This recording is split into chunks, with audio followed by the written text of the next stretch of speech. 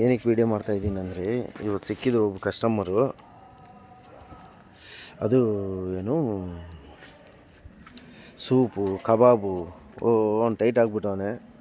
ಬೆಳಗಿನ ಜಾವ ಒಂದು 4:15 ಯಶಂಪುರದಲ್ಲಿ ಕುಡಿ ಕುಡಿ ಕುಡಿ ಅಂದ್ಬಿಟ್ಟು, ಇವತ್ತು ಹಬ್ಬ ಬೇರೆ, ಕುಡಿದು ತಿಂದ್ಬಿಟ್ಟೆ. ದೇವ್ರ ಹತ್ರ ಕ್ಷಮೆ ಇರಲಿ. ಇನ್ನೊಂದು ಎಲ್ಲರಿಗೂ ಸಾರಿ, ವೀಡಿಯೋ ಮಾಡ್ತಾಯಿರಲಿಲ್ಲ. ಇವತ್ತು ಬಾಡಿಗೆಗಳು ಪರವಾಗಿಲ್ಲ ಬೀಳ್ತೈತೆ.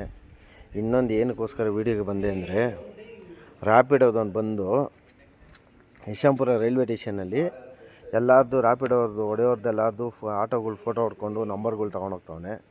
ಏನಕ್ಕೆ ಅಂತ ಗೊತ್ತಿಲ್ಲ.